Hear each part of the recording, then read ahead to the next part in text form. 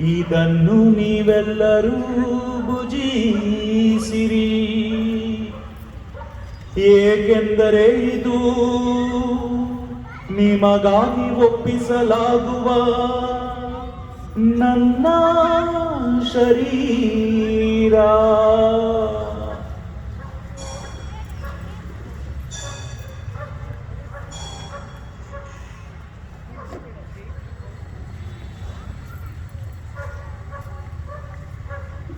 ಅಂತೆಯೇ ಭೋಜನದ ಅಂತ್ಯದಲ್ಲಿ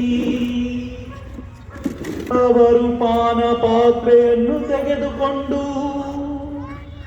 ಮತ್ತೊಮ್ಮೆ ನಿಮಗೆ ಕೃತಜ್ಞತೆಯನ್ನು ಸಲ್ಲಿಸಿ ತಮ್ಮ ಶಿಷ್ಯರಿಗೆ ಕೊಡುತ್ತಾ ಹೀಗೆಂದರು, ತೆಗೆದುಕೊಳ್ಳಿ ಮತ್ತು ಇದರಿಂದ ನೀವೆಲ್ಲರೂ ಪಾನ ಮಾಡಿರಿ, ಏಕೆಂದರೆ ಇದು ಹೊಸ ಮತ್ತು ಅನಂತ ಒಡಂಬಡಿಕೆಯ ನನ್ನ ರಕ್ತದ ಪಾತ್ರೆ. ಈ ರಕ್ತವು ನಿಮ್ಮ ಮತ್ತು ಅನೇಕರ ಪಾಪಗಳ ಪರಿಹಾರಕ್ಕಾಗಿ ಸುರಿಸಲಾಗುವುದು. ಇದನ್ನು ನನ್ನ ಸ್ಮರಣೆಗಾಗಿ ಮಾಡಿರಿ.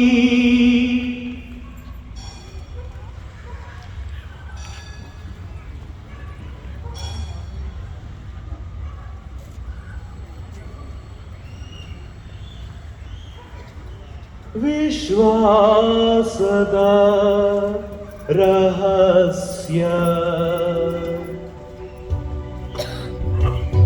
ಪ್ರಭು, ನಾವು ಈ ರೊಟ್ಟಿಯನ್ನು ಭುಜಿಸಿ ಈ ಪಾತ್ರೆಯಿಂದ ಪಾನ ಮಾಡುವಾಗಲೆಲ್ಲ ನೀವು ಮರಳಿ ಬರುವ ತನಕ ನಿಮ್ಮ ಮರಣವನ್ನು ಸಾರುತ್ತೇವೆ.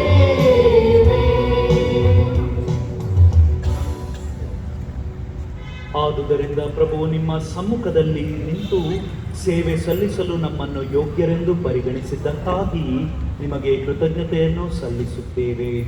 ಕ್ರಿಸ್ತರ ಮರಣ ಮತ್ತು ಪುನರುತ್ಥಾನದ ಸ್ಮರಣೆಯನ್ನು ಆಚರಿಸುತ್ತಾ ಜೀವವಿವ ರೊಟ್ಟಿಯನ್ನು ರಕ್ಷಣೆ ನೀಡುವ ಪಾತ್ರೆಯನ್ನು ನಿಮಗೆ ಅರ್ಪಿಸುತ್ತೇವೆ.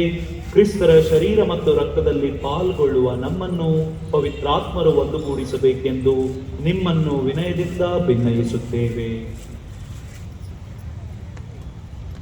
ಪ್ರಭು, ನಿಮ್ಮ ವಿಶ್ವವ್ಯಾಪಿ ಧರ್ಮ ಸಭೆಯನ್ನು ಸ್ಮರಿಸಿಕೊಳ್ಳಿರಿ.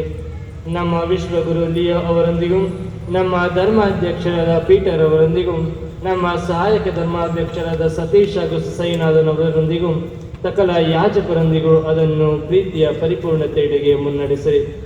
ಪ್ರಭು, ಪುನರುತ್ಥಾನದ ನಿರೀಕ್ಷೆಯಲ್ಲಿ ವಿಶ್ರಮಿಸುತ್ತಿರುವ ನಮ್ಮ ಸಹೋದರ ಸಹೋದರಿಯರನ್ನು, ನಿಮ್ಮ ದಯೆಯಲ್ಲಿ ಮೃತರಾದ ಎಲ್ಲರನ್ನು ಸ್ಮರಿಸಿಕೊಳ್ಳಿರಿ. ಅವರನ್ನು ನಿಮ್ಮ ಸಮ್ಮುಖದ ಪ್ರಭೆಗೆ ಬರಮಾಡಿರಿ.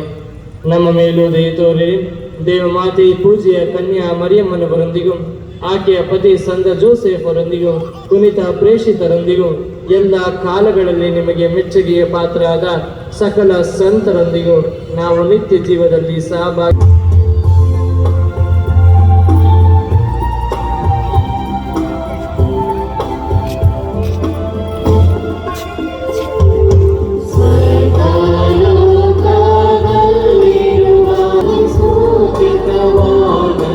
Mira,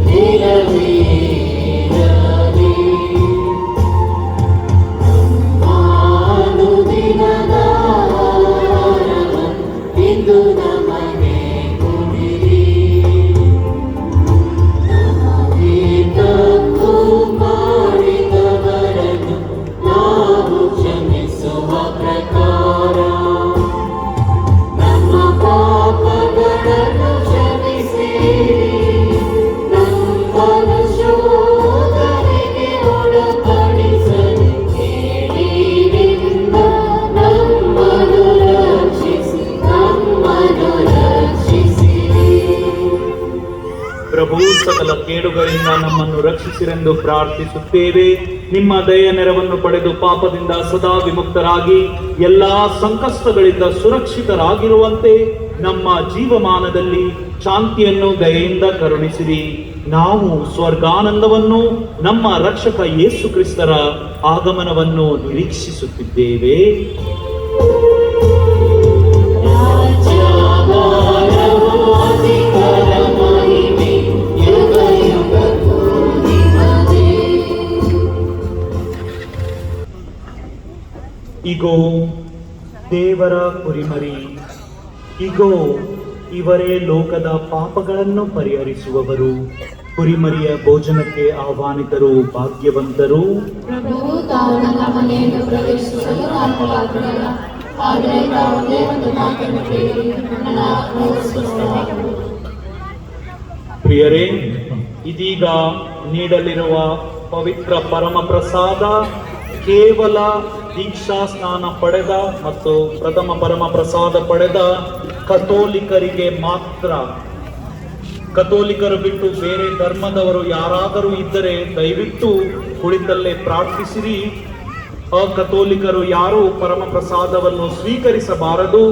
ಅದೇ ರೀತಿಯಲ್ಲಿ ಎರಡೇ ಸಾಲುಗಳಲ್ಲಿ ಬಂದು ಪರಮ ಪ್ರಸಾದವನ್ನು ಸ್ವೀಕರಿಸಿ ಪರಮ ಪ್ರಸಾದ ವಿತರಿಸುವವರಿಗೆ ಸಹಕಾರ ನೀಡಿರಿ.